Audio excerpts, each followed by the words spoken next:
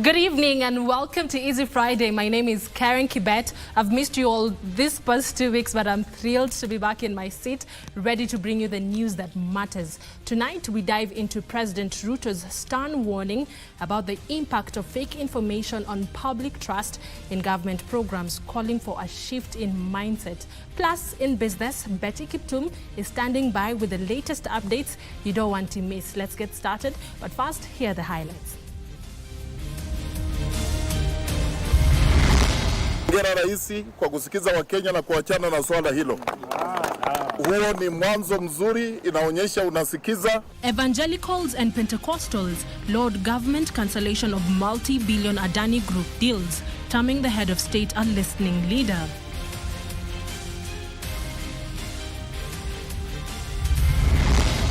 You now hear of incidences of maisha ni yangu, shughulika na yako. Where does that leave family, society, community, religion, tradition, and culture? President Ruto says spreading of fake information is hurting public support for government programs, calls for a change of mindset. Mwaka uliopita wakati watoto walikuwa mapumzikoni, aliweza kuita wanarika wa kanisa lake waweze kuenda kwa semina, na hii semina aliipeleka kwake kwa nyumba, na hapo ndipo msichana mmoja aliweza kumshika kwa nguvu. Police in Kiambu arrest a pastor for allegedly defiling and impregnating a 15-year-old minor.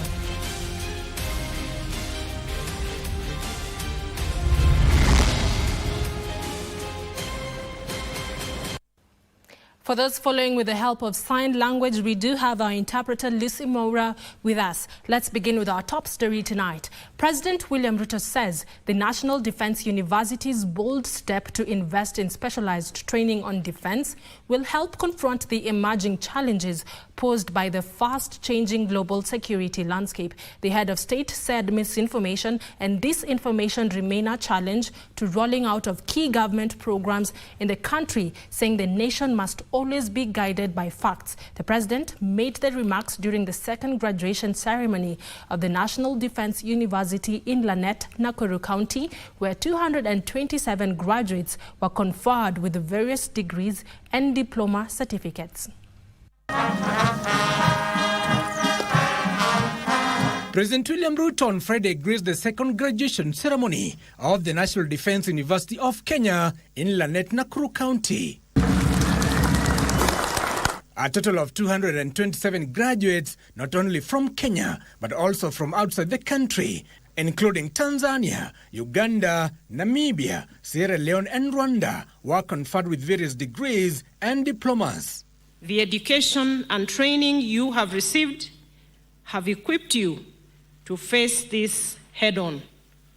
But it is your character and dedication that will ultimately define your success. President Ruto, who is also the university's chancellor, challenged the new graduates and the entire student body to lead in adopting and deploying transformative technologies for the nation's defense and driving economic growth. It is imperative that this university moves with urgency to establish itself firmly as a hub of security-related research and innovation, so as to consolidate Kenya's military capabilities while developing valuable technologies with broad civilian value. The Commander-in-Chief calling for collaboration among countries to tackle challenges such as transnational crime, cross-border terrorism, and instability driven by economic crisis. The security challenges we face are vast, they are complex, and ever-evolving, including cyber threats, information warfare, terrorism, maritime vulnerabilities, and climate-induced crises, alongside traditional security risks that we all know. Addressing these challenges demands the ability to track rapidly changing dynamics The president also challenged parents and the society to bring up a morally upright generation, underscoring the need to shun disinformation and misinformation to avoid defeating the national economic interests. You now hear of incidences of maisha ni yangu, shughulika na yako. Where does that leave family, society, community, religion, tradition, and culture?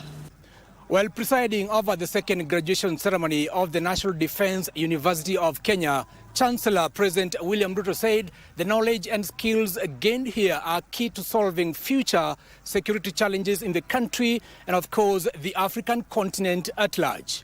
Give us in mind is a Friday at the National Defence University of Kenya in Lanet, Nakuru County.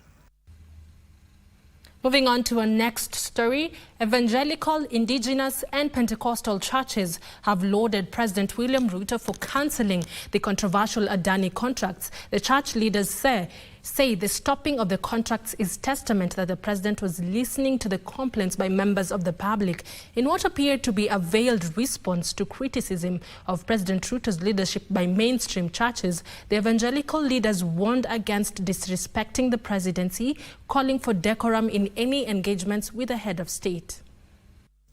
At the State of the Nation address, President William Ruto told the country that he had taken the bold step to cancel all contracts signed with the Adani Group. Hailed by many as a major indicator of the administration's fight against graft, the evangelical, indigenous and Pentecostal churches have joined those who have lauded the move. Hongera Raisi kwa kusikiza Wakenya na kuachana na swala hilo. Huo ni mwanzo mzuri, inaonyesha unasikiza, na pia kuna vitu Wakenya wameraise kama vile tumesema mambo ya SHA na NHIF and all that. Tuendelee kusikiza Wakenya ili tukaweze kusonga mbele kama taifa. With the administration having faced a barrage of criticism from religious organizations who claimed the country was headed in the wrong direction, the evangelical leaders under the umbrella of Hope Association of Kenya called for respect for the presidency, even as they acknowledged that members of the public had serious concerns.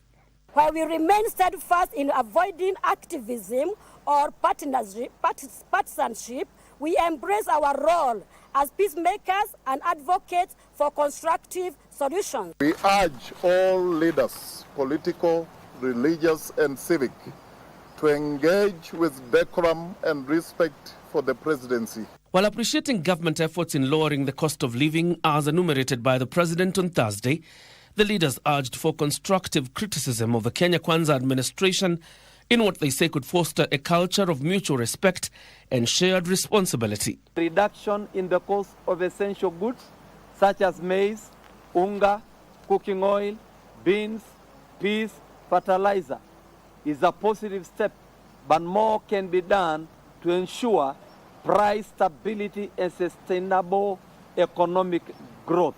We express our readiness to meet His Excellency the President for a round-table discussion. Such a meeting would provide an opportunity to share insights and collaborate and strategies to address pressing national concerns and uplift the lives of ordinary Kenyans. John Jacob Curia, Easy Friday. Activist Tony Gashoka, who filed a petition at the Milimani High Court seeking to halt the controversial 30-year lease of the Jomo Kenyatta International Airport to Adani Group, now says he will not withdraw the petition until the government provides a formal, legally binding assurance that the airport will remain a national asset. Gashoka says he will withdraw the petition when the government provides a formal, legally binding assurance that the airport will remain a national asset. President William Ruto cancelled Adani's infrastructure deals with Kenya after bribery allegations. The cancellation of the government's development deal with the controversial Adani Group continues to receive mixed reactions among Kenyans. Activist Tony Gashoka is among those who had filed a petition at the Milimani High Court seeking to halt the controversial 30-year lease of the Jomo Kenyatta International Airport to Adani Group. Gashoka now says he will not withdraw the petition at the High Court until both the government and the Adani Group provide a clear written document confirming that the deal has been rescinded. I will not withdraw the petition in the High Court without a formal notification that is legally binding upon the government of Kenya that secures the assets and the heritage of the Jomo Kenyatta International Airport. This comes as a section of Kenya Kwanza legislators lauded the move by President to cancel the controversial Adani deal. Speaking in Chemolingot, Tiaty Sub-County, the leader said the cancellation of the Adani deal was a sign that the president was listening to the people, urging Kenyans to give the president a chance to deliver his pledges to Kenyans. Chana, tukiwa bunge. Sisi wengine kamati ya fedha tulikuwa tumesema hii Adani is a bad deal for Kenya because it is only one competitor. And the president has listened to us and listened to Kenyans. Sio rahisi kubadilisha Kenya kwa siku moja. Tupatie rais nafasi ya kufanya kazi. Rome was not built in a day. But we will not sell despair and hopelessness to Kenyans as if we have the best option than what the president and the Kenyan government is providing for its own citizens. Adani has been indicted in the US for fraud and an arrest warrant issued for him and his nephew for their alleged roles in scheme worth millions of dollars. The government is in the process of decentralizing cancer care centers to ease cost burden among patients. Cabinet Secretary for Health Deborah Mulongo says the centers in Garissa, Mombasa and Nakuru are already operational, with plans to operationalize more centers in 4 more counties almost complete. Wycliffe Fouquet with more details. Speaking when she graced the ongoing cancer conference in Kisumu, Health Cabinet Secretary Deborah Mulongo revealed that cancer care centers in Garissa, Nakuru and Mombasa are already offering services to patients, while plans to operationalize more centers in Kisumu, Kakamega, Meru and Nyeri are almost complete. Currently, we have the national referral hospitals, Kenyatta University, Kenyatta National Hospital, Moi Teaching Referral. Those were previously offering cancer care, but we've opened regional centers in Garissa, in Mombasa and Nakuru, and now we look to expand further to include Kisumu, Meru, Nyeri and Kakamega. That way access to care will be available and patients can be able to receive medications promptly at a good cost, so that we can have improved quality of life for Kenyans. Kenya is also capitalizing on international partnerships to build the capacity of the cancer care workforce. We are happy to have international colleagues such as the European Hematology Association support in training in Kenya. And so we want to build on the partnership, improve partnership, so that we can capacity build the oncologists, the oncology nurses, physicists, radiotherapists, among others, so that we can have good workforce to deliver quality care to all Kenyans. Mulongo urged Kenyans to embrace the newly adopted Social Health Authority, for it has revolutionized cancer care financing mechanisms in the country. So we are calling upon stakeholders, we are calling upon manufacturers, components of diagnosis, etc., so that we can have prices that are actually subsidized or reduced when we have bulk procurement, to ensure that all patients are receiving affordable, accessible, quality care. For Easy Friday from Kisumu County, I am Wycliffe Okech. Take a short break, but when we return, we'll take a look at how the Kenyan youth are actively participating in the country's devolution agenda. Don't go too far. We'll be right back.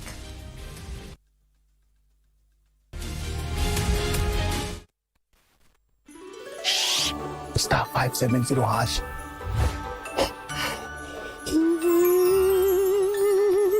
Option 1 kuna PS5 na ni full package na inakuja na JBL Party Box.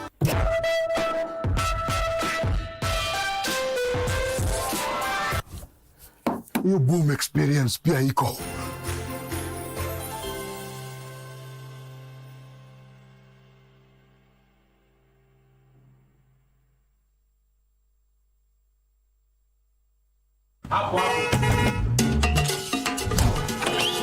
Wewe bro, nipatie hiyo receipt ya items.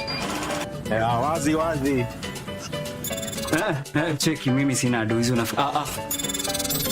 Excuse, nilete receipt yangu ya items. Asante. Nice. Ni pesa ngapi? 3,000. Hebu nisaidie na ile receipt ya items. Nimeshinda mili. I'm the latest millionaire. Marry me, baby. Yes! Guys, nimeshinda laptop. Nimeshinda TV 50 inches.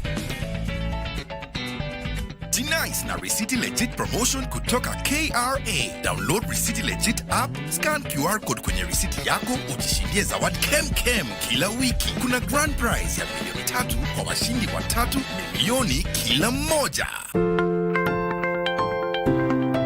The Kenya Medical Training College, KMTC, is delighted to announce its 93rd graduation ceremony scheduled for Thursday, December 5th, 2024 at the Moi International Sports Center, Kasarani, Nairobi from 8 a.m. Graduates are reminded to pay a non-refundable graduation fee of 4,000 shillings using the payment details provided on the screen.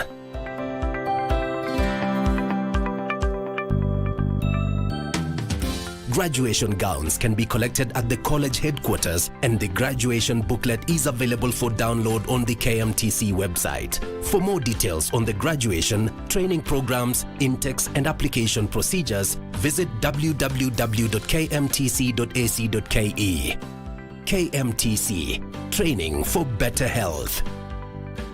Say bye-bye to FOMO, the fear of missing out, by downloading the KBC Online app that gives you access to everything you love. Get the latest news, sport, music, entertainment news, live radio, and so much more at the palm of your hands. To get the app, simply search KBC Mobile Digital App in your Google Play or App Store and download the app. Catch what you want, anytime, anywhere. Stay connected. Stay ahead with KBC Mobile Digital App.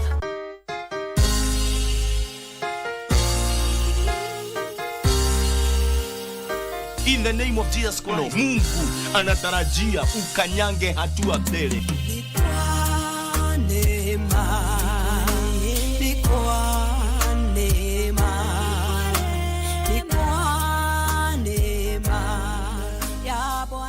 Wengine wametawaliwa na uchawi, wakati wao umefika. Wewe umenitazama siku ya leo. Neema na kibali cha Bwana kikawe juu ya maisha yako.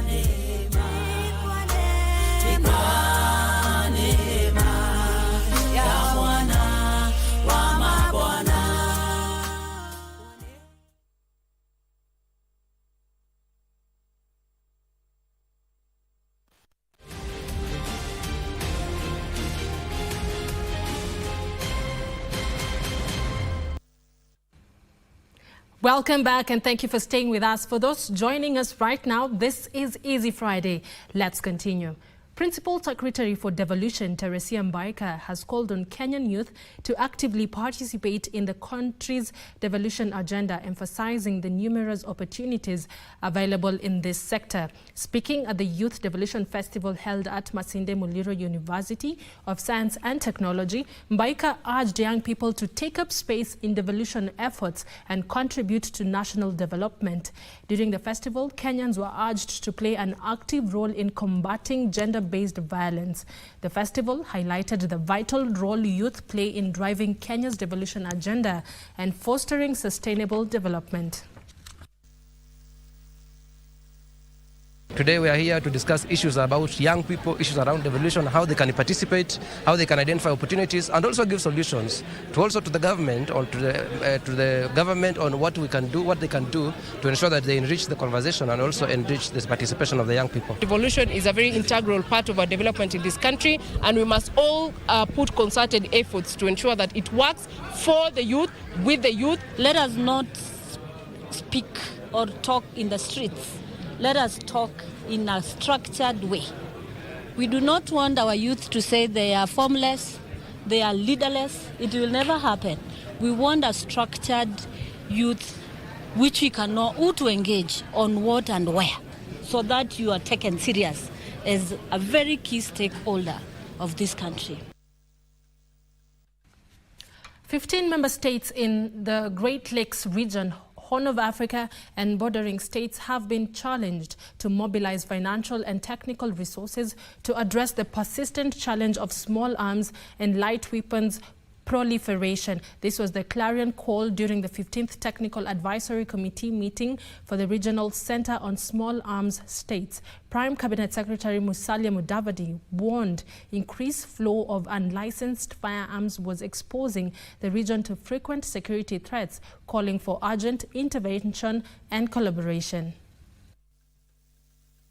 The 15th Technical Advisory Committee meeting opened in Nairobi. Prime Cabinet Secretary Musalia Mudavadi, who is also the acting Interior Cabinet Secretary, speaking at the event, called for strengthening cooperation and information sharing among the member states as envisaged in the Nairobi Protocol that established the Regional Center on Small Arms body.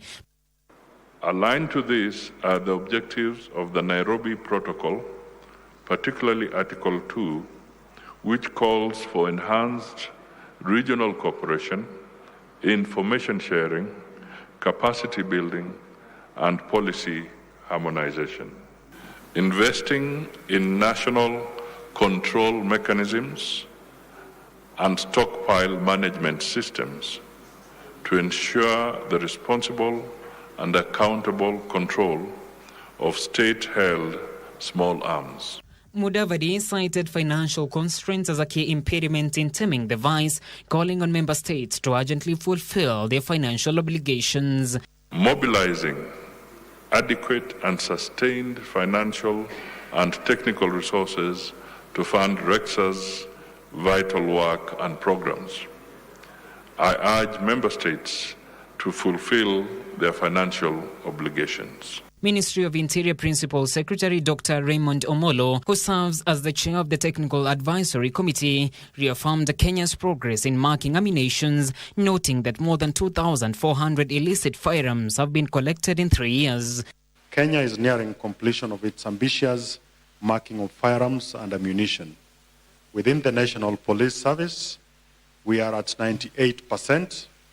Within our Kenya Defence Forces, we are at 70%.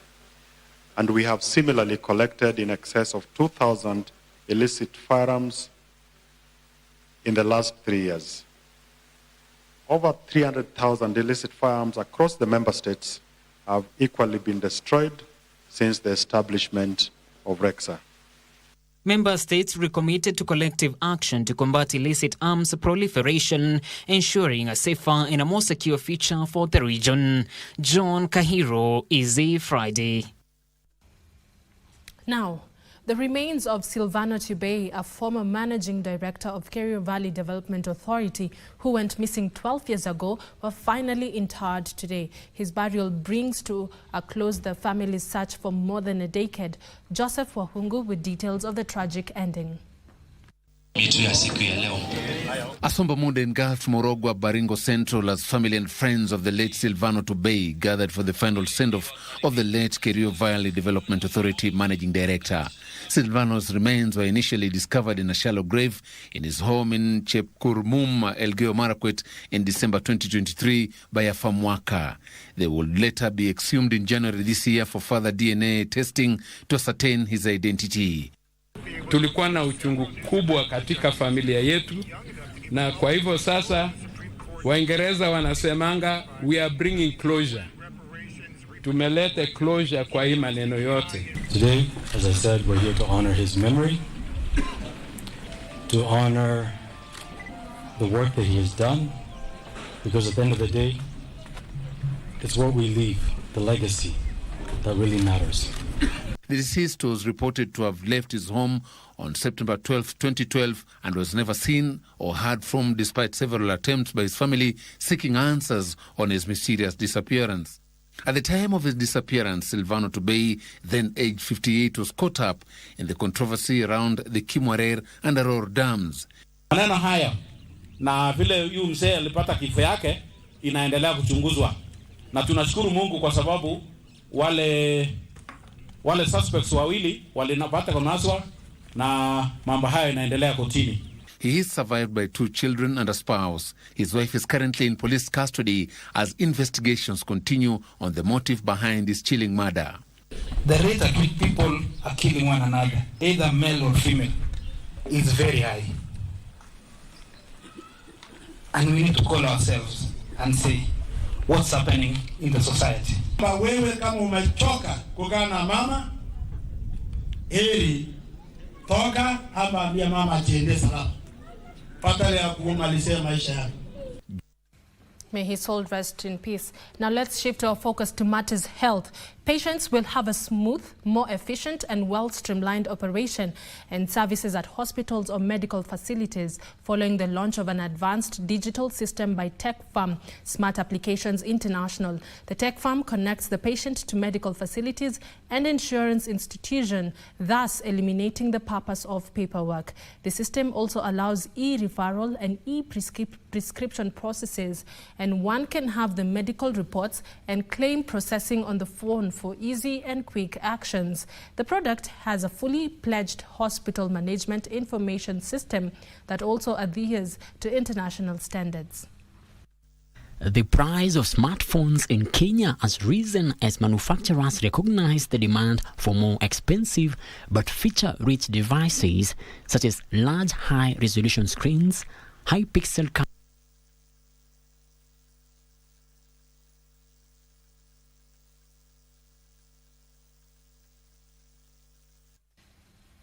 We do apologize for that technical hitch. We'll be right back with that story, but let's proceed. A leadership row is looming in Kiambu County following the introduction of a motion that could see nominated MCAs barred from voting on any motion concerning the money bill or ward funds in the county. The move has been faulted by nominated MCAs who say this will make it impossible for them to take part in crucial decisions that affect the lives of residents. This and other stories in our county's roundup. According to Raibai Ward MCA Hezron Gashui, who is the mover of the motion, had already collected over 40 signatures, giving him a go-ahead to table the motion at the county assembly for the debate. Not denied the specially elected ladies or specially elected members from voting. What we are telling them, they have a right to debate. But when it comes to voting, they allow the elected members to be the head of the delegation or delegate so that their voice can be heard. In Homa Bay County, Polycarp Okombo has been elected as the new Speaker of Homa Bay County Assembly. Okombo emerged the winner after garnering 46 votes out of 51 in the decisive round. Honorable members, it will be remiss of me not to express my heartfelt appreciation to the other capable candidates who participated in this election. Your dedication and commitment to serving the county are truly commendable. Elsewhere in Nakuru, HIV infections in prisons has reportedly rose due to increased use of shareable injectable drugs and sex among inmates, this according to the National Endemic Disease Control Council. The prison has a higher prevalence of HIV than the general population. If you have about 3.1 or 3.3% of the general population in prison, you're going to get a cohort, which is a smaller cohort, having sometimes even 5 to 6% prevalence of HIV. Meanwhile, small-scale traders in Awendo, Migori County are up in arms over the planned establishment of a multi-million shilling market project in the area, saying it will destabilize their businesses and displace them from their homes. And whoever can save us is you, the governor. We want you to come and speak to address us so that we address you to get an harmonious way of solving the land issue where the market is being established. In Coast Region, interfaith scholars from Pani University have taken proactive steps to foster unity in the Coast Region, with their focus being to address deep-rooted stereotypes and promote understanding between Islam and Christian leaders. Sisi kama Wakristo, sisi ni Abrahamic brothers and sisters, Judaism, Christians and Islam. Na kuna mambo mengi sana tunafanya pamoja, ikiwemo kama vile profession of faith, mambo ya vile wanavyofanya. Sisi pia kama Wakristo tuko na creed. And finally, the government has embarked on an ambitious plan to embed ethics and enhance integrity in the supply chain process across ministries. SIM and EACC has engaged in an elaborate cooperation framework to try and entrench matters of ethics and integrity among its members, and we're doing a number of sensitization programs, training programs, as we try to make a difference in promotion of good governance. Patients will have a smooth, more efficient and well-streamlined operation and services at hospitals or medical facilities following the launch of an advanced digital system by tech firm Smart Applications International. The tech firm connects the patient to medical facilities and insurance institutions, thus eliminating the purpose of paperwork. This system also allows easy e-referral and e-prescription processes, and one can have the medical reports and claim processing on the phone for easy and quick actions. The product has a fully pledged hospital management information system that also adheres to international standards. If a person is looking for a hospital for a specific service, using that platform, they will be able to locate the providers who have those services. They'll also be able to actually proceed and probably do an online service registration. So this is what is eliminating a lot of paperwork at the point of service, where patients take a lot of time when they are being served, and the time is taken not on treatment but on operational matters. The system is very secure in terms of logging in. Who can be able to log into the system with particular credentials, as well as who can be able to access information within the system. So in terms of security, we have been able to implement the highest standards in terms of ISO as well. Congratulations to the Smart Applications International.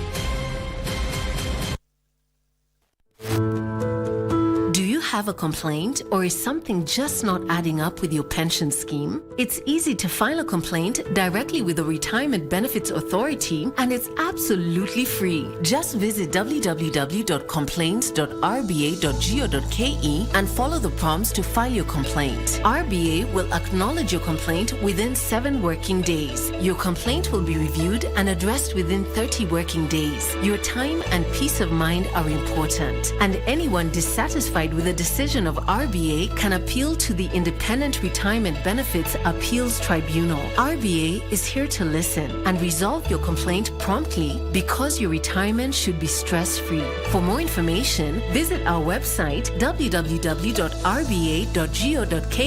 call our toll-free line 0800 720 300, or email info@rba.go.ke. Secure your future. Secure your peace of mind. RBA, safeguarding your retirement benefits.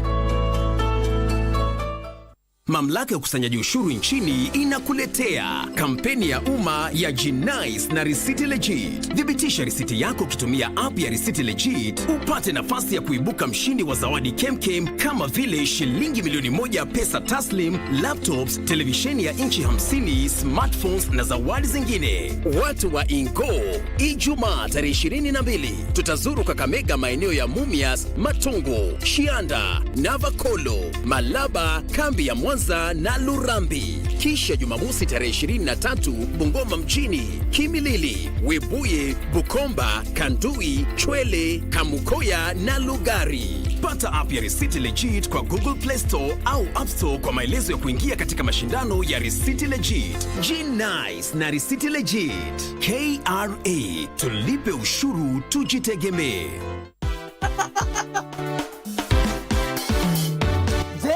Ungependa kuwa mshindi na Lucky Box?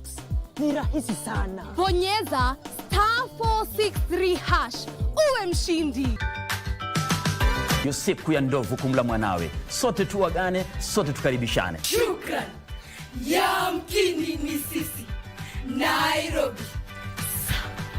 Ati dansa kudonjo ni dansa majuu. Dansa ikishika unazungusha mguu. Wazazi wamechangia pakubwa katika kumomonyoka kwa maadili ya watoto wao. Wazazi wanakosa kuwa mfano mwema kwa watoto wao.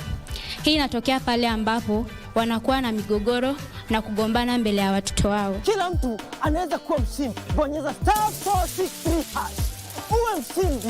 Kuchagua box ni kuchagua chapa.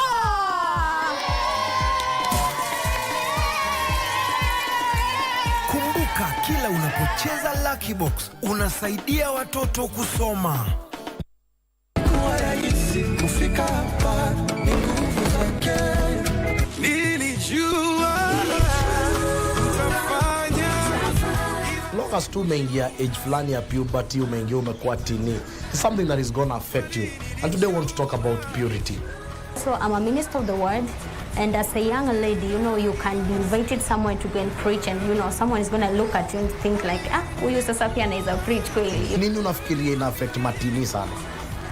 Secular music, or rather the content that young people are listening to, is what is really corrupting them. And that when you log into social media, you'll just find contents that are impure. So whatever you allow a kid to do or to listen to, it's something that, it's going to destroy or build their future. Nani angeweza kutupatia nafasi? Nishatrai sana, haijawezekana. Nimeona ziko kila mahali. Hizi basi zinaanza juu kwenye shingo, kifuani. Niko na shida sana. Mwili wangu wote umejaa tezi, wote mwili wote umefutuka kabisa kila mahali. Hata ni vile tu kuonekana, wakati mwingi mara nimejiziba nguo.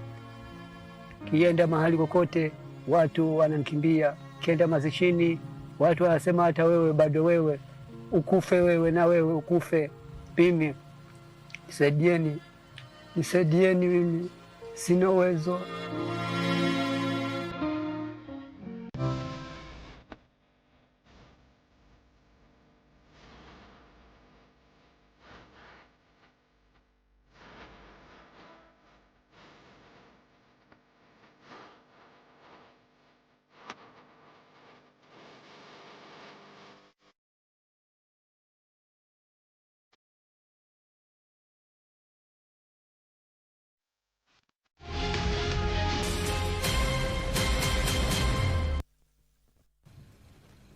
Welcome back. Thank you for staying with us. This is Easy Friday. Now on to a segment we all usually look forward to and love, the savage netizens.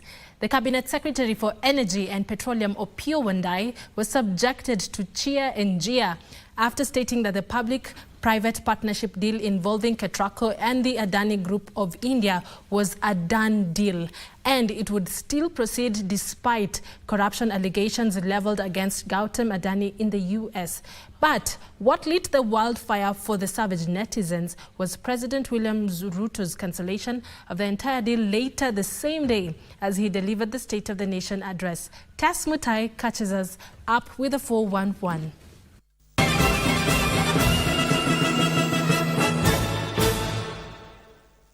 According to netizens law, ukichoma picha utatrend. And Wandayi found himself in a bit of a fix this week.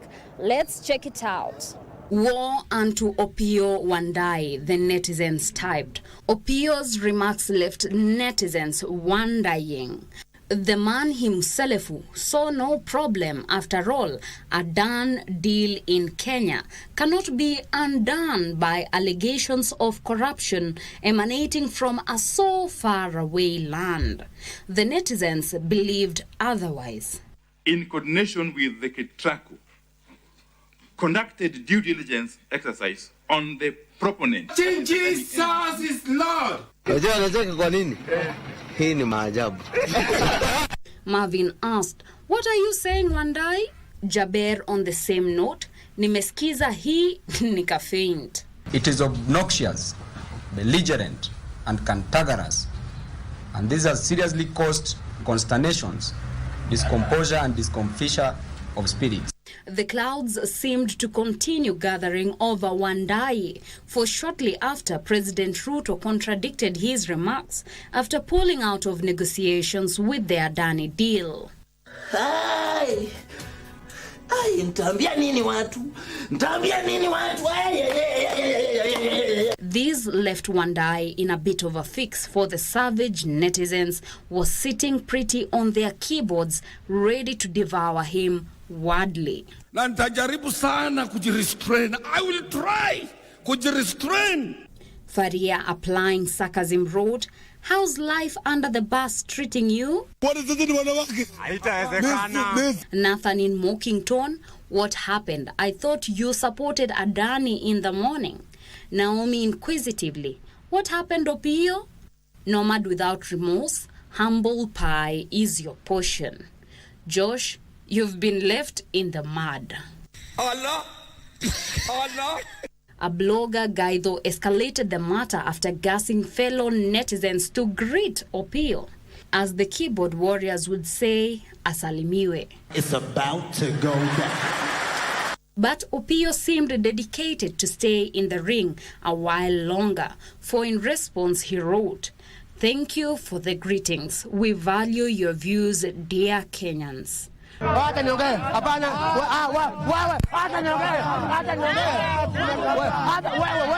Relentless netizens will not let it slide, for clapping back is their nature. Be fearless! Be fearless! Be fearless!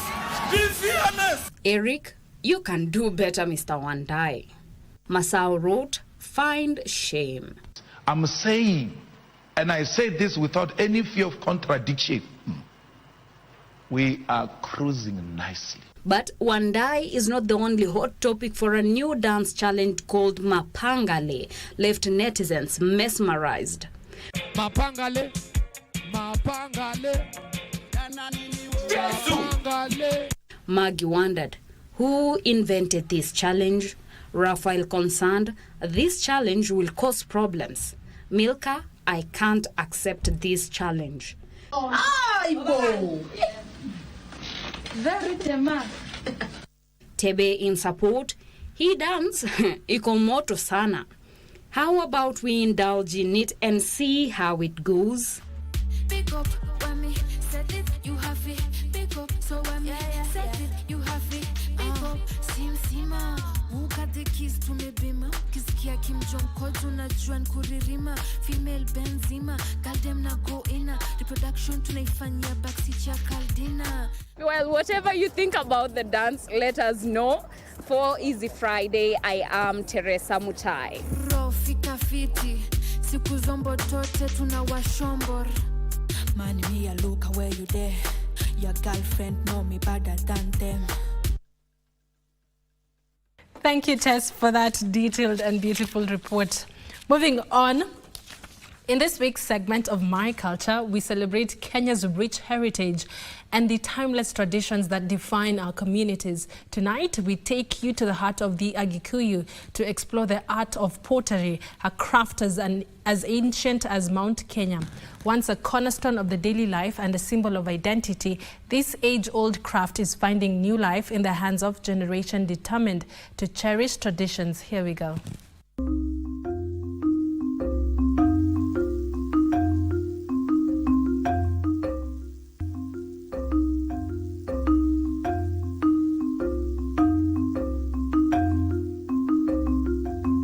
Pottery, once the heartbeat of creativity and utility among the Agikuyu people,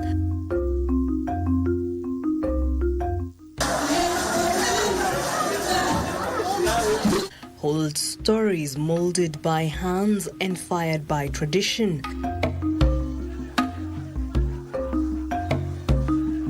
This is a journey from the past to the present of an art form that shaped daily life.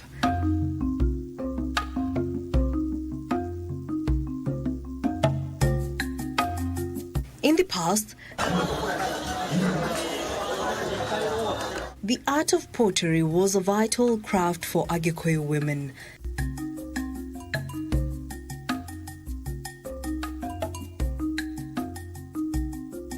Using clay harvested from banks of rivers, They created pots for cooking, storing grain, and even ceremonial purposes. Nilikuwa natengeneza nyungu hapo vile ilikuwa kuonyesha vile ilikuwa inaendelea kutengenezwa, na kwa ile nyungu ya kupikia githeri kwa utamaduni, ile nyungu inapikia haraka kuliko nyungu ya mabati ama sufuria, kwa maana hiyo nyungu inatengenezwa kwa udogo. Sasa ile udogo ikishashika hiyo moto inapika haraka. Each piece was a blend of practicality and culture.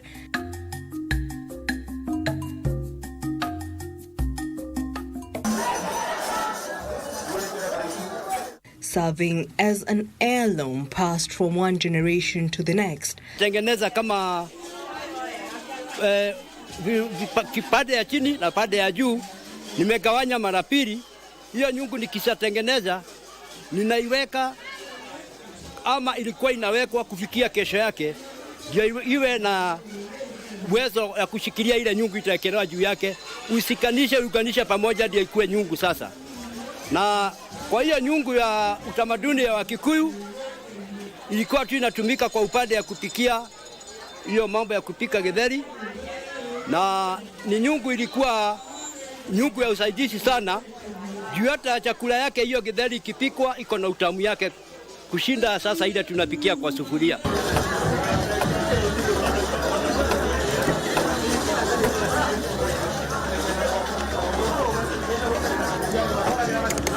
But as modernity crept in, the demand for clay pots waned.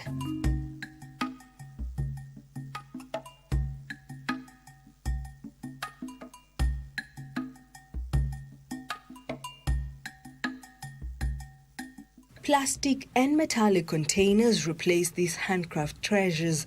The once thriving art began to fade, threatening to leave the rich Agikuyu pottery tradition in the dust of history. At the Geminado Hyoshia Agikuyu Cultural Festival and Exhibition, a generation is taking up the mantle determined to preserve the craft. Cultural preservation groups and artisans are reviving pottery by blending tradition with innovation. Sikuanza na yale manyungu, lakini nilikuwa nimeajiriwa kwa kampani ya kutengeneza hizi vikombe za kauro, na nikafuatilia. Sasa wakati nilienda kwa hiyo kampani nilijiuliza, kwa nini kama hii udogo inatumika na ndio ilikuwa inatumika pale mwanzo, kwa nini hata mimi nisianze kutengeneza ile manyungu? Sasa nikaanzia hapo. These efforts are also creating economic opportunities. Niko na kijana yangu nimefunza, na pale mwanzo na vijana kama watatu ni sawa wafunza, na sasa wako na makazi zao zile wanaendelea nazo. Sio nyungu peke yake yenye ninatengeneza hiyo ya kupikia, ninatengeneza hata nyungu za maua, ninatengeneza majiko yenye naye inapika. Majiko kama hii tunaita kunibiri, jiko kisasa, majiko yenye inatumika kwa shule, hata hiyo yote tunatengeneza. Kwa hiyo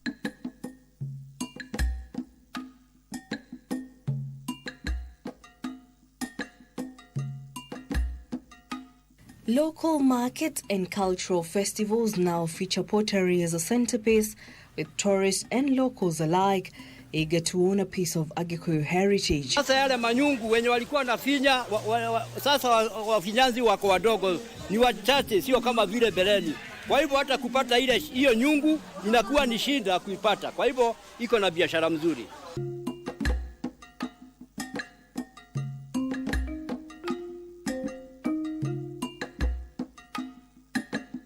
For the Agikuyu, pottery is more than art. It's a connection to identity, history, and community. By preserving this craft, they ensure the past continues to mold the future. Vizuri turudie ile mambo yetu ya utamaduni ya zamani, ndio tuonyeshe watoto wetu wale wanazaliwa ama wale wanakuja kutumia hiyo nyungu ya hiyo utamaduni yetu ya Ukikuyu. Kuna haja sana.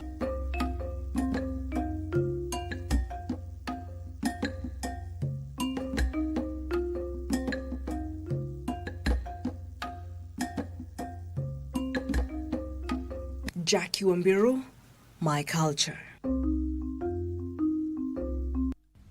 A beautiful report right there by our very own reporter and anchor Jackie Wambiri. Thank you very much. I'm now joined by my colleague Betty Kiptum, who's standing by with the day's business news. Betty, welcome.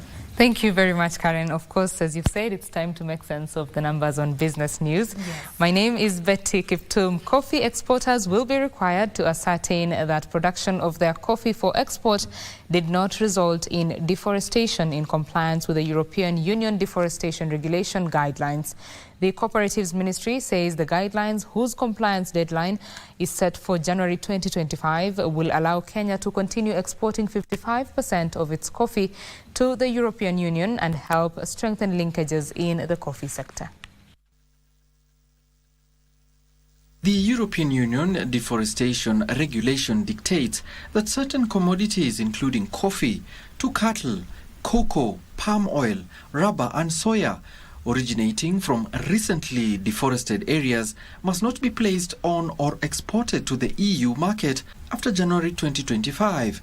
The law was passed by the European Union Parliament on May 3, 2023 and revised this November to allow Kenyan coffee farmers to comply with the guidelines. The program we started initially where we are on course to comply. But other than that, again, we have gotten indications that the EU has extended that deadline by 1 year. So we are grateful for that. But as a country, as a government, we have a team, an interministerial team that is working on compliance, being with teams from ICT, from the teams from Ministry of Agriculture. Coffee farms will therefore be required to screen their global suppliers through the setup of annual due diligence frameworks, which need to be provided to the member states where the products are sold, guaranteeing that they have not caused deforestation. We as a country are really keen on complying on EUDR, and we think with what we did with KMS, mapping our farmers, we should be able to geolocate all our coffee farmers, and we should be able to demonstrate not only to EU but the entire world that our coffee are being produced in an environment-friendly way. Kenyan coffee has been increasing in value, with coffee sold through the Nairobi Coffee Exchange increasing by 93.4% in the first 7 auctions of the 2024-2025 marketing season, despite teething challenges in the sector. We are seeing tremendous improvement in coffee being traded. The volumes are increasing.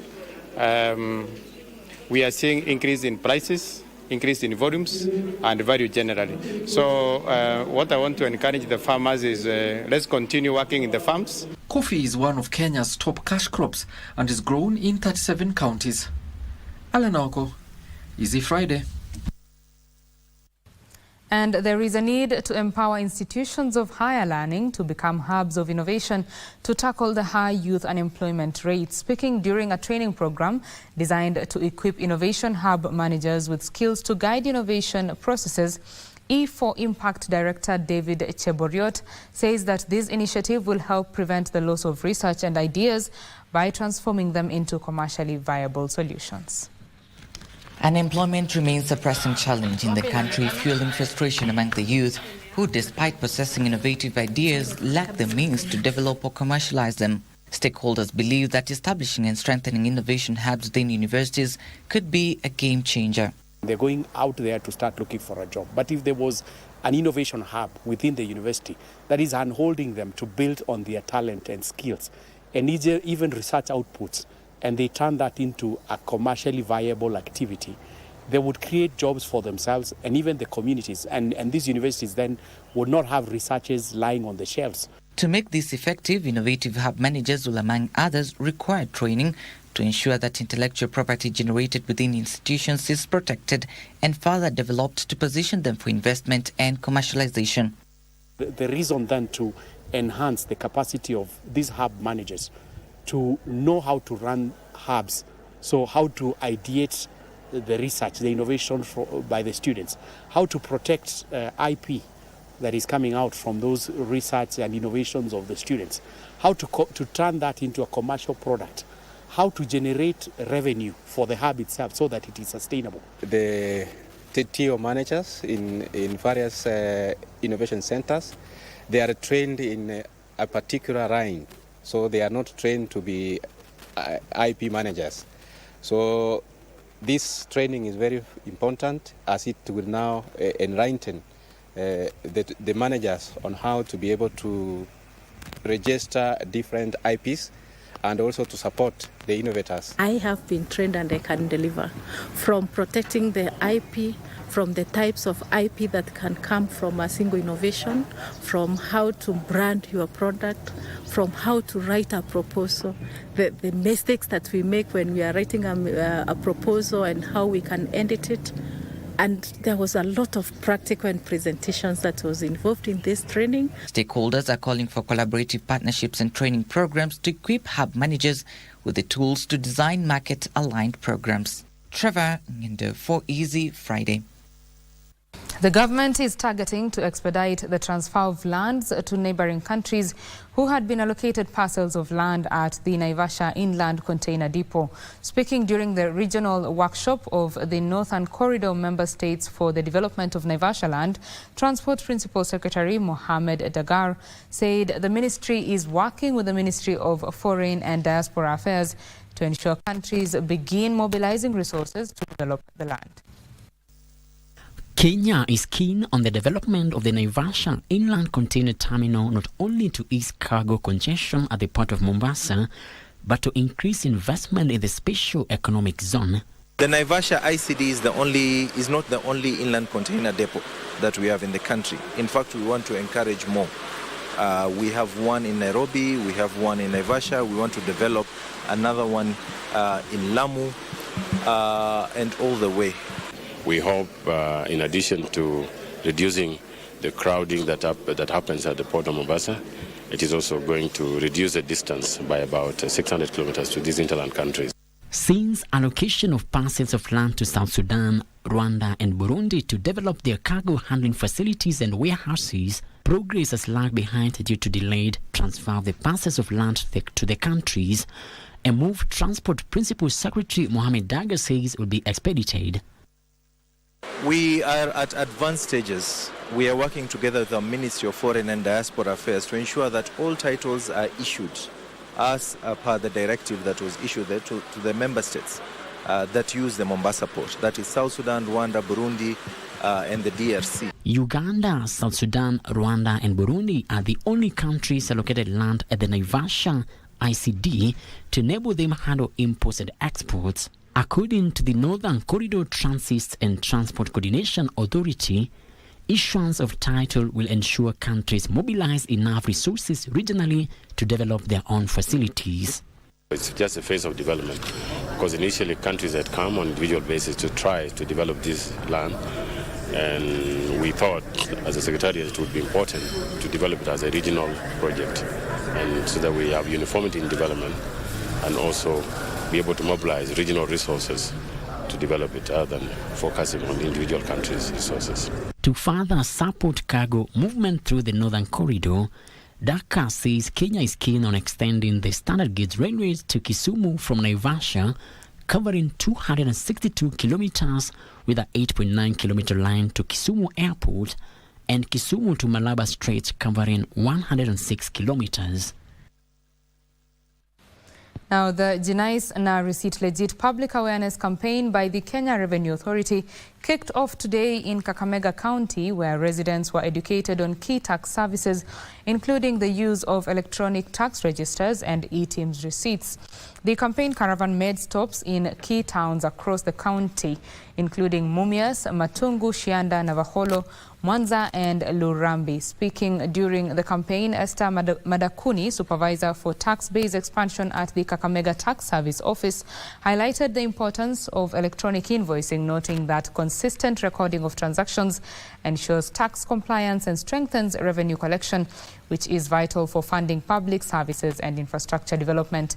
Targeting both formal and informal traders, the campaign has been met with enthusiasm, with many expressing readiness to adopt electronic invoicing systems. Tomorrow, the caravan will move to Bungoma County with planned stops at Kimilili, Webuye, Bukembe, Kanduyi, Chwele and Lugulu as part of its broader mission to promote tax awareness and compliance nationwide. Encouraging compliance, and also we encourage the public to download the app the GNICE and receipt app, and they participate in the campaign.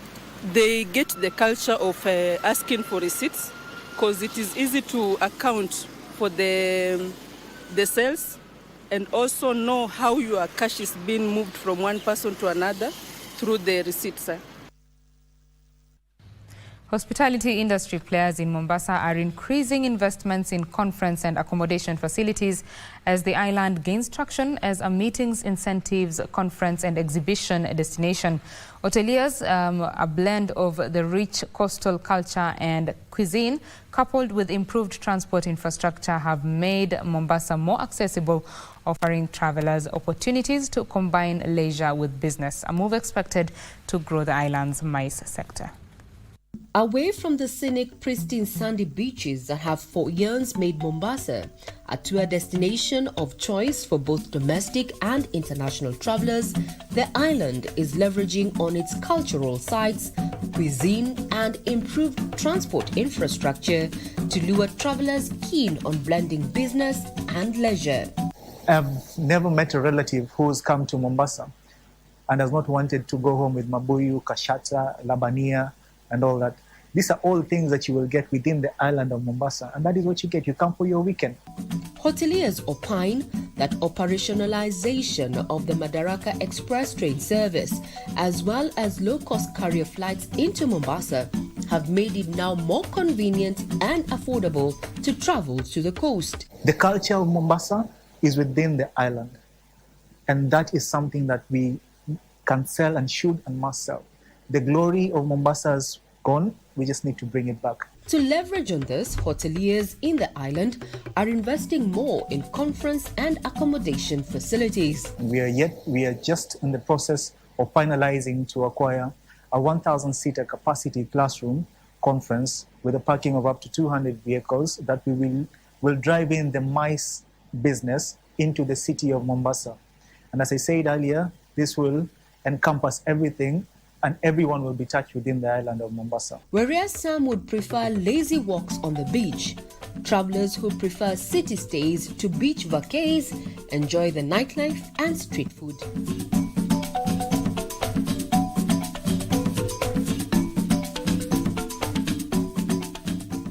As such, hospitality industry players are calling for diversification in marketing of the coastal region to include city stay adventure to incentivize and grow the MICE sector within the island. And players within Mombasa Island have discovered one thing: mix corporate with culture. A sample of the culture that is the Mombasa Island includes its unique cuisine, the viazi karai, the viazi vitamu, mahamri, and such. That is what you and I are likely to enjoy when you are visiting the island. I'm Regina Manyara reporting for KBC Channel 1.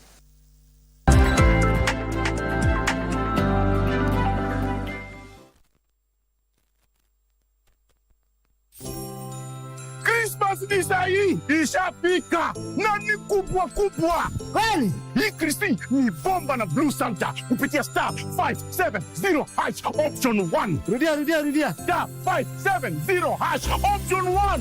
Iko PlayStation 5 na 55 TV na iko 500,000 Kenyan shillings. Nambuzi moja? Nambuzi. 1 million Kenyan shillings na Samsung S24 Ultra. Nambuzi moja? Iko 2 million Kenyan shillings na iPhone 16 Pro Max. Nambuzi mbili? Blue Santa amekuja na zawadi kibao. Nani kubwa kubwa?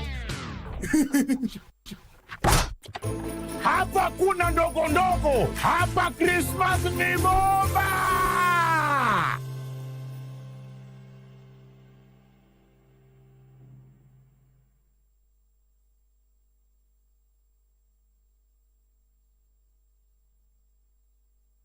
We may never get Alice back. Do you know that? What? Magi ni aje. Cheki tupatane hapo kwa gates. Sai. Sawa. Do you think I should bring some people here to watch over you and the house? Blackie can still find me hata nikiwa na mapolisi 50 hapo. Sometimes I just wish she was my daughter. I'm telling you, you'll be dead by now. The guy wants money. I have the money. Give me the location. He also wants me there. Why? Hata mimi sijui. Do not take a gun to that meeting. Be careful with Kekara out there. What do you mean, why? I don't trust him and he's carrying a gun. Right inside. Ama si hivyo, atoe watu wale waliumiza watoto wetu. Wacha ingie ndani, aende alipie makosa yake. Jemedari will do the job for me. I will take the credit. Are you sure Jemedari will handle this? Ntajuaje utatumia hii maneno kunisaliti? Hizi vyombo mimi ndio nimenunua. Wala Biblia haifurahii mambo na uchawi. Okay. Ale. I need some water. Ale. Una sweat. Unapiga nduru. Sio tu ni ndoto ya kawaida. Unautemea na Alex. Babe, please. Wewe pia uamke uache kunipa stress. Kama uongee mimi ndakuacha hapo udina hii mess peke yako. I can't believe I called you. And I cannot believe you called me either.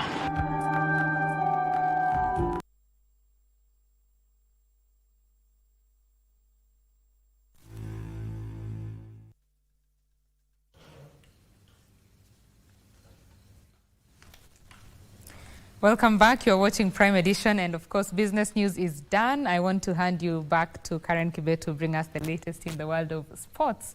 My name is Betty Kiptum. Good night. Thank you, Betty. You should definitely go rest. Thank you for keeping us up to speed with the latest in the world of business. I'll now release you. Good night. See you again next week. Let's proceed. It's now time for sports. Kenya won 6 gold, 6 medals, 6 silver and 3 bronze medals today at the Africa Youth and Junior Weightlifting Championships that came to an end today at the Ruaraka Sports Club in Nairobi. The continental event attracted competitors from Egypt, Libya, Madagascar, Mauritius, South Africa, Seychelles, Tunisia and Uganda. The peerless Ian Okinyi earned admiration from spectators at Ruaraka Sports Club with his majestic lifts that left fans in awe to lead Kenya's medal haul with 3 gold medals and 3 silver in the men's 49 kg. He grabbed 80 kilograms in snatch and fetched 95 kilograms in clean and jerk to triumph with 175 kilograms total in the youth category, but narrowly missed out on the goal in the junior category, where he was beaten by Madagascar's Joseph. Most of the guys who are coming from outside the country, most of them are the people who trained since they were young. Yeah, they were trained, they have that experience. Eswood Waiyaki clinched 3 gold and 2 silvers in the 61 kilograms fetcher as Joshua Amunga won 3 gold medals in the 61 kilograms. My expectations are, let's say, maybe making it to the Commonwealth Games right now. Yes, just making it to the team, going to the Commonwealth Games. Weightlifting something, it's a passion, so you can, if you want to join weightlifting, just inform the coaches, and it's a very good sport. Lina Omondi won 6 silvers in the 49 kilograms. The African weightlifting attracted 11 countries from Egypt, Libya, Madagascar, Mauritius, South Africa, Seychelles, Tunisia and Uganda. Thank you, Dan, for that report. Moving on, Kenya Pipeline overcame defending women's champions KCB in a 5-set thriller as the second leg of the Kenya Volleyball National Women's League spiked off at the Nyayo Stadium. The former champions showed their resilience against the bunkers in the eagerly awaited clash, where they won by 3 sets to 2 of 22-25, 25-22, 22-25, 25-20 and 15-10.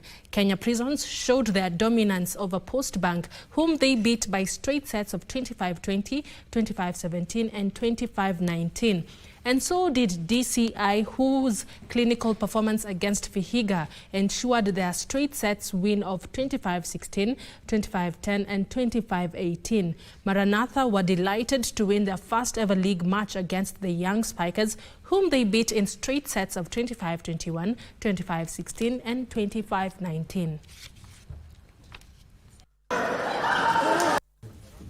Moving on, the Electronic Sports Kenya Federation has partnered with AOC Gaming Company to advance talent development in the industry. The partnership was unveiled today by the Principal Secretary for Sports, Engineer Peter Tum, and includes a state-of-the-art gaming monitors aimed with equipping Kenyan youth with the skills they need to compete at the international level. Engineer Peter Tum lauded the partnership, adding that they will continue to champion for initiatives that empower young people to put Kenya on the world map.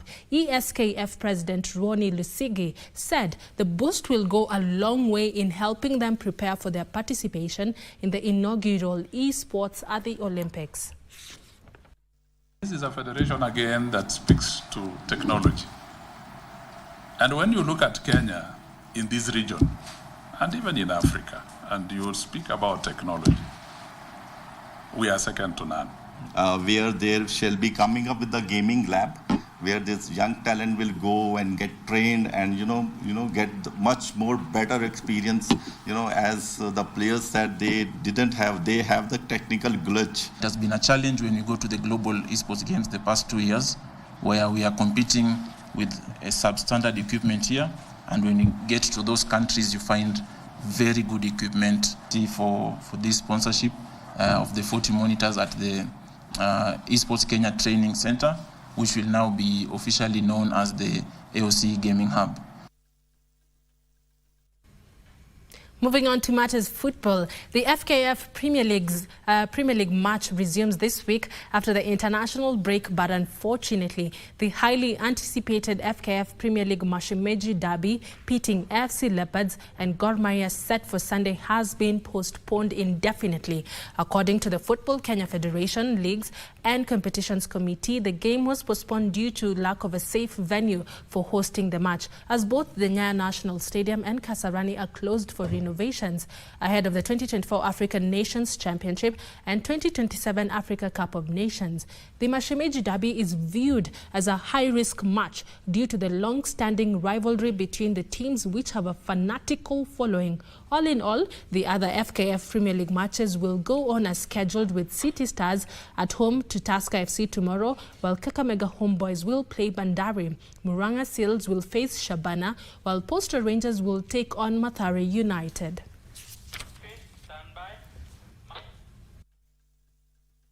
Fourth Africa Triathlon Cup was set to ignite the coastal town of Kilifi this weekend as Kakamega County prepares to host the Kenya Inter-County Sports and Cultural Association Games at the Mumias Complex.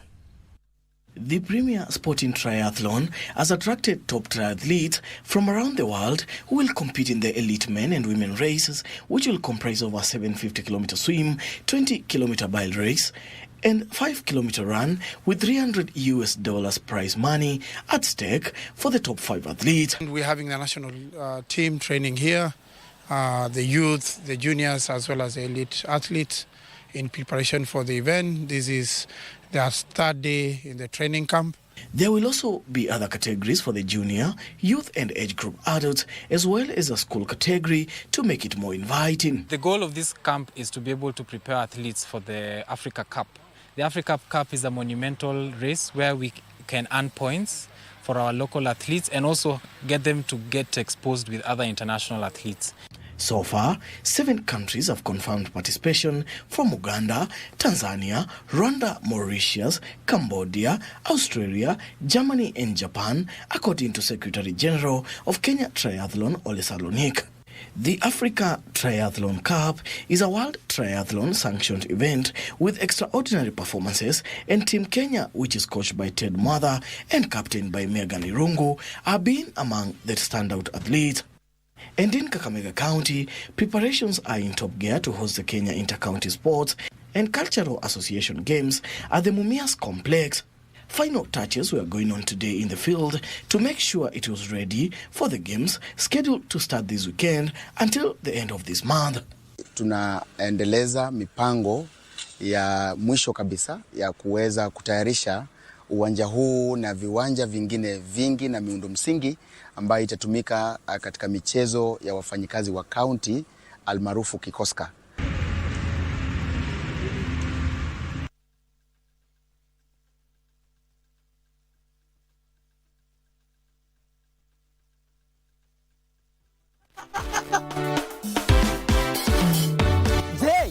ungependa kuwa mshindi na Lucky Box? Ni rahisi sana. Bonyeza *463 hash. Uwe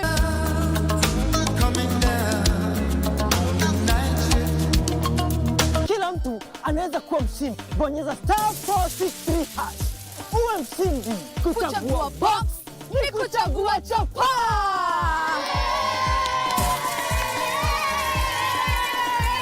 Kumbuka, kila unapocheza Lucky Box unasaidia watoto kusoma.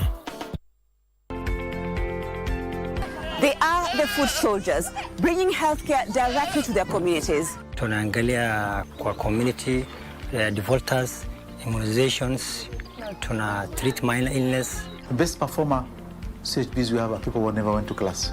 If you go see their tab, they have captured a good number of clients.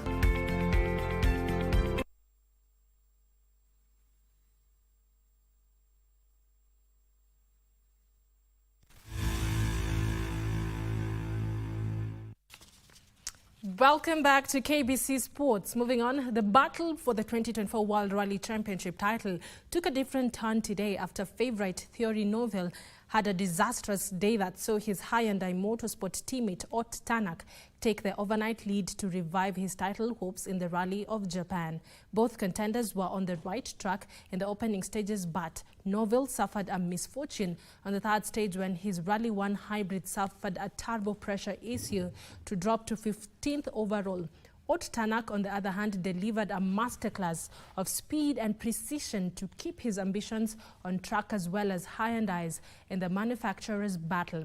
Toyota Gazoo Racing Evans, who had tried to thwart Tanak's efforts, settled for second as M Sports' Adrian Fomo, who led yesterday, capitalized on the home favorite Takamoto visibility issues to take third. The Japanese finished fourth overnight, followed by his Toyota Gazoo teammate Sebastian Ogier, M Sport Monster, and Citroën C3 Nikolai.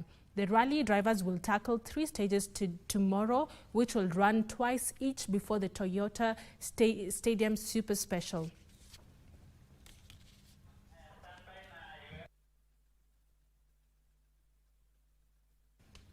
And finally, in sports, Bayern Munich and Arsenal have both qualified for the knockout round of the UEFA Women's Champions League with 2 games to spare after Bayern Munich drew 1-1 with while Arsenal beat Juventus 1-0 in Group C. In other matches, Manchester City beat Hamburg 2-1 as Barcelona thrashed Aston Polton 4-1 in Group D to book a place in the quarter-final too.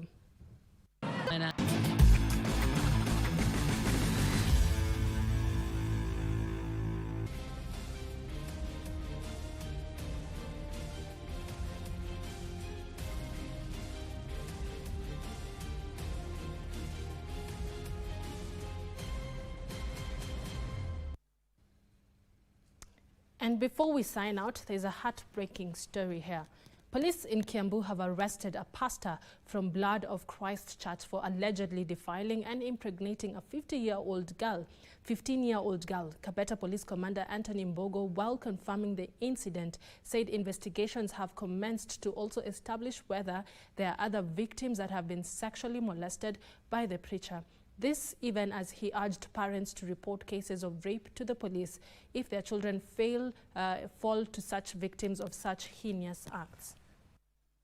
The proverbial 40 days of a thief came calling for Joshua Philip, a pastor at Blood of Christ Church in Kiambu County. This is after he was arrested by police after being implicated in cases of defilement. For the first time, huyo anaitwa Prophet Joshua Felix akanisalimia kwa mkono na tukaenda majioni home akanipea 1,000 nikakule sapa. After 1 week akapigia mama simu akamwambia msana akuje seminar. According to Kabete Police Commander Anthony Mbogo, the suspect is alleged to have defiled and impregnated a 15-year-old girl. Mwaka uliopita wakati watoto walikuwa mapumzikoni, aliweza kuita wanarika wa kanisa lake waweze kuenda kwa semina, na hii semina aliipeleka kwake kwa nyumba, na hapo ndipo msichana mmoja aliweza kumshika kwa nguvu na matunda yake yameonekana. Ako na mtoto ambaye hata sura yake inafanana na yule pasta kabisa. The victim narrates how the priest had threatened her. Sasa venye aliniambia akaniambia usipige maduru yoyote hapa ama usijaribu kuongea kitu yoyote hapa, kuna wanawake wengi. Fanyikazi ndio walikuja wakaniangalia. Wakaniuliza, "Ni nini unatoa damu?" Mother of the victim who condemned the act is now calling on the government to ensure the perpetrator faces full force of the law. Hata nikimuita pasta mwenye mimba anishunghuliki, anipiki simu, anitafuti, yeye mwenyewe ndio anataka nimtafute, na ile siku najaribu kuweka sikio simu nimpigie ananitusi.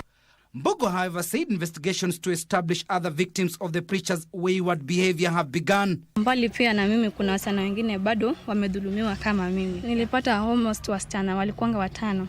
He has called on parents to report cases of rape to the police if their children fall victims of such heinous acts. Wazazi lazima tuwe makini sana. Kuna kanisa zingine zinakuja ambazo hazijasajiliwa kirasmi. Ombi langu kwake ni kupata haki yangu, cause alinipea mtoto, bibi bado ni mtoto. Sasa yeye achukue mtoto wangu wake na nishughulikie mimi niendelee na maisha yangu ama nirudi shule. Timothy Kipnusu for Easy Friday. Very sad. And on that note, we end Easy Friday tonight. It's always a pleasure sharing the evening with you, and I hope you're now fully up to speed with the latest news. A big thank you to Lucy Mwaura, our sign language interpreter tonight. Don't forget to stay connected with us on our social media platforms for more stories and updates. A special thank you to the incredible team behind the scenes who made tonight's bulletin a success. Your hard work and dedication always shines through. And now, get ready to groove. DJ Cool Jacks is here with the disco funk to keep the night alive. Have a lovely evening and see you next time. My name is Karen Kibet. Good night.